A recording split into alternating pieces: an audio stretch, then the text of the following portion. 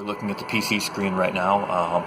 The Kachina radio itself is actually right up here. It's this box, your typical yellow box. There's one here, there's another over here. I use them for ham radio use as a transceiver, so I can have two on at the same time. And down here is the control software written by N4PY. It's what I'm currently using to run the radio. And so you can see we're on 252 kilohertz right now. And let me bump up the audio a bit.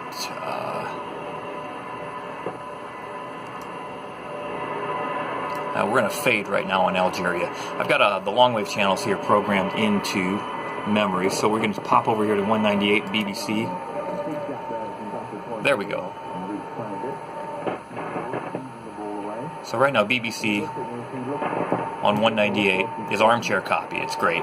And this is on the half-mile Beverage, pointed to the north-northeast, so it's just about spot on the Droitwich transmitter.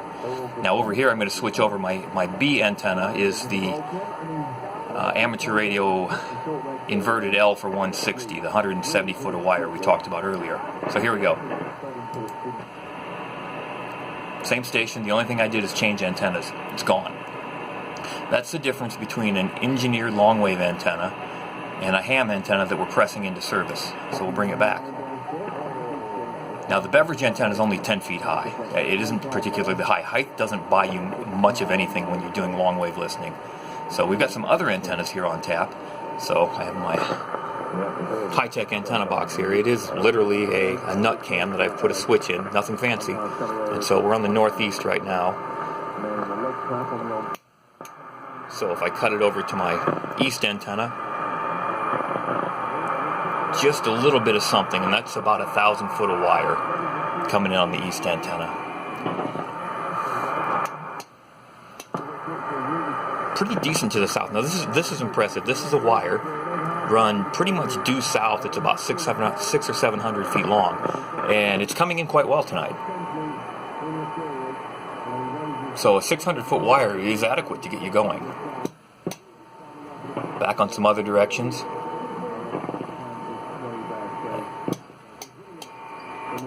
And the BBC is definitely rocking in here tonight. Let's see what else we get. Let's see if... Nope, Morocco's not coming in. Europe 1, not so much. Iceland. You can hear a little bit of Iceland in the interference. There we go, we're on upper sideband now. So that's pretty weak. Iceland typically comes in better than BBC, but right now at this particular time, BBC's winning. Oh, here's Algeria now. Hear them?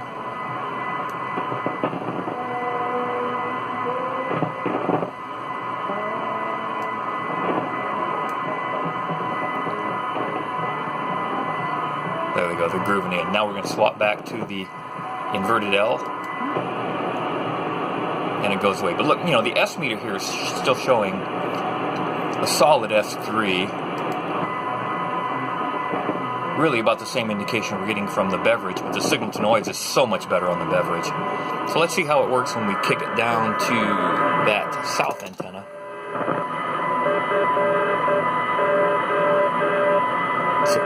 So we're getting beacon FO, a non-directional beacon, but not a whole lot of Algeria.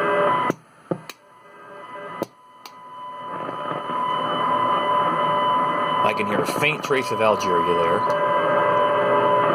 There's a similar length Beverage to the northwest right there. Okay, so Algeria is in a fade there. So anyway,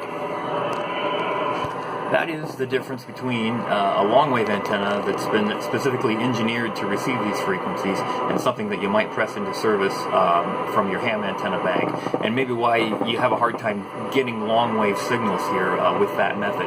If you're on the East Coast or some other coastal location or over in Europe where the signals are more dense, you probably have luck with that shorter wire. You'll have more luck. You'll hear something eventually no matter what you throw up, right? But what we're talking about is trying to come up with an antenna that will consistently get you signals that you want to hear, so you don't spend all your time listening for signals in vain. You're better off spending that time actually putting up a good antenna and then you can enjoy it like I do here on these nights. It takes me a couple of days to set these antennas up every year, but they're worth it. On cold winter evenings, I just come down here, turn the radios on, and listen to the world. So Best 73, my name is Jeff, and thank you for watching.